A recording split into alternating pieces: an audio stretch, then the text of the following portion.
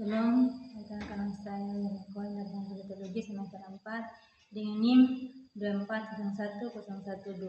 Saya akan membuat video tentang krisis untuk memenuhi tugas nomor 31 dengan dosen Lampung, Misalnya Sarataneo, Espirita dan Tuhan.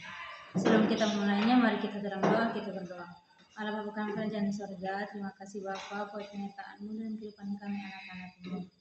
Bapa, saat ini kami mau mendengarkan firman-Mu, mari Engkau memberkati kami, agar kami mendengarkan, jangan berlalu begitu saja, melainkan dapat kami mengerti dan pahami. Bapa, berilah kami hati yang siap untuk mendengarkan firman-Mu. Terpujilah nama-Mu, anak kami yang hidup, haleluya, amin. Shalom untuk kita semua. Mari kita sama-sama buka Alkitab kita dalam kitab Mazmur pasal 46 ayat 2 dan ayat 3.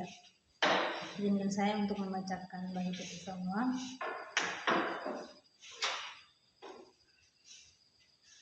Mazmur 46 di bawah perikop Allah kota dinding kita. Ayat yang kedua, Allah itu bagi kita tempat perlindungan dan kekuatan. Sebagai penolong dalam kesesakan sangat terbukti. Sebab itu kita tidak akan takut sekalipun bumi berubah, sekalipun gunung-gunung goncang di dalam laut. Bapak Ibu yang dikasihi dalam Tuhan kita Yesus Kristus, dalam Mazmur 46 ayat 2 dan 3 ini saya menerima Tuhan tetap setia di tengah badai. Bapak Ibu yang dikasihi dalam Tuhan kita Yesus Kristus, kehidupan manusia tidak pernah terluput dari yang namanya krisis. Krisis sering datang dari berbagai bentuk. Krisis bisa hadir dalam waktu yang tidak terduga. Krisis seperti kesulitan ekonomi, sakit penyakit yang kita alami atau kehilangan.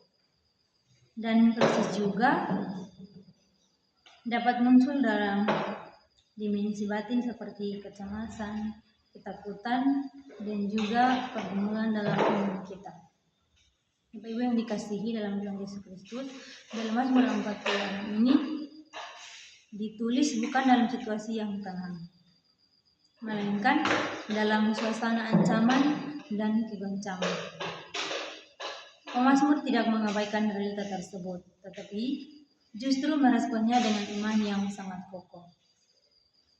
Firman Tuhan dalam Mazmur 46 ayat 2 dan 3 ini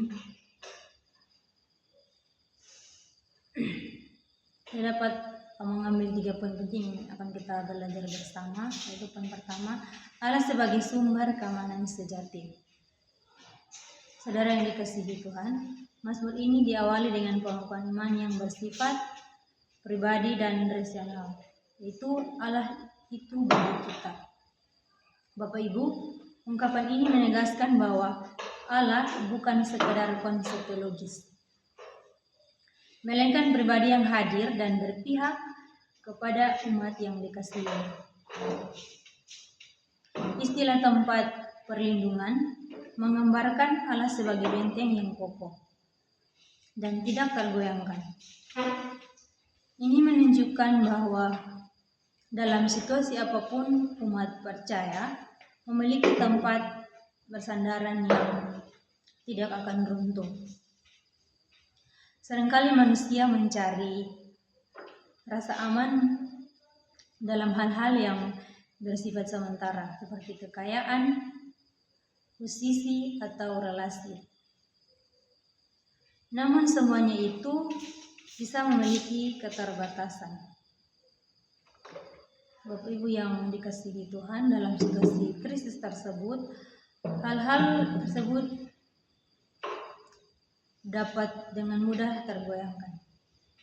Oleh sebab itu, firman Tuhan mengarahkan kita kepada satu sumber keamanan yang sejati, yaitu Allah kita. Bapak Ibu yang dikasihi, poin yang kedua yaitu runtuhnya kepastian duniawi. Gambaran yang digunakan dalam ayat ini sangat dramatis. Bumi berubah, gunung bergeser, dan laut bergelora. Dalam konteks pemahaman kuno, gunung melambangkan kestabilan, sementara bumi menjadi dasar kehidupan. Ketika keduanya digambarkan terlincang, hal ini menunjukkan bahwa runtuhnya seluruh tatanan yang selama ini dianggap kekal. Bapak Ibu Saudara yang dikasihi, pesan yang hendak disampaikan adalah bahwa segala sesuatu yang bersifat duniawi pada dasarnya tidak permanen. Manusia seringkali menaruh kepercayaannya pada hal-hal yang terlihat kuat.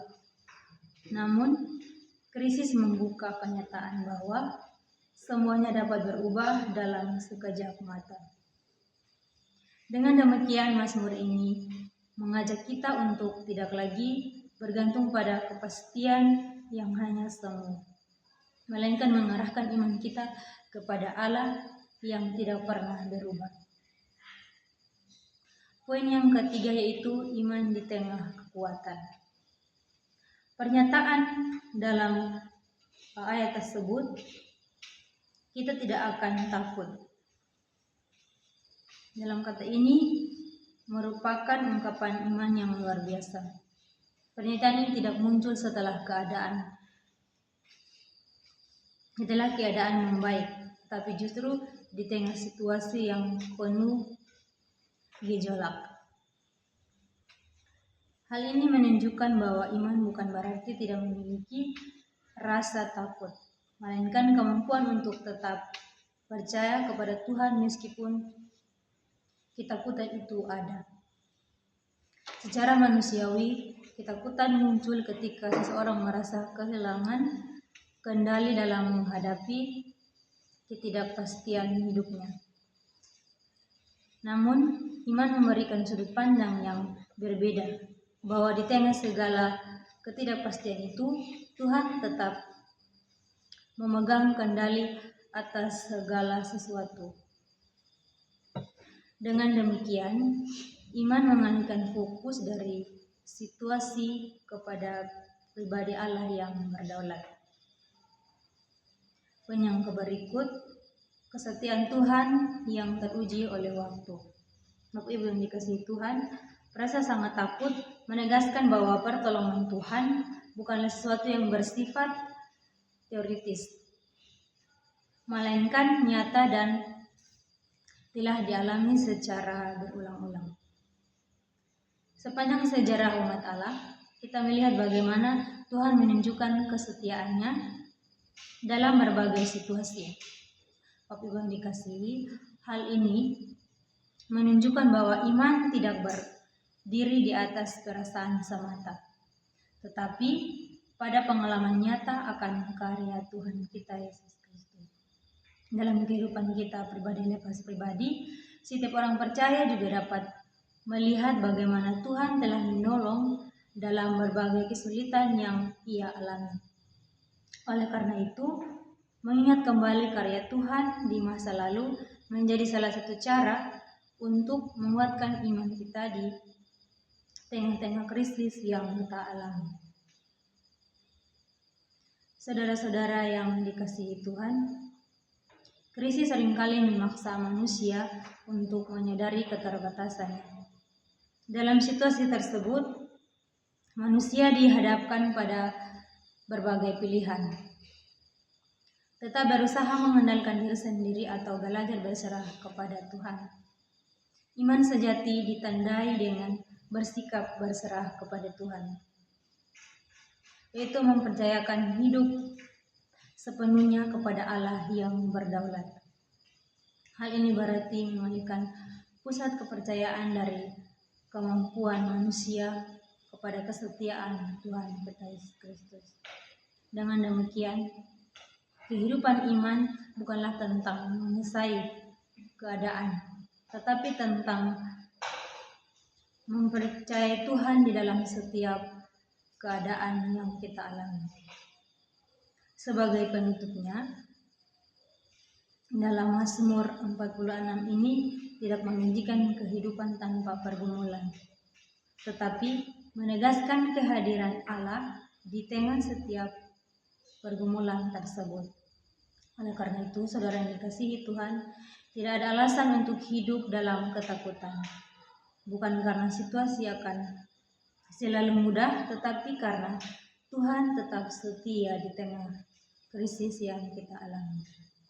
Kiranya setiap kita mampu memegang kebenaran ini, bahwa di tengah badai kehidupan Tuhan tetap menjadi perlindungan, kekuatan, dan Tuhan tetap setia menolong kita dalam kehidupan kita masing-masing. Amin untuk kebenaran firman Tuhan. Mari kita berdoa.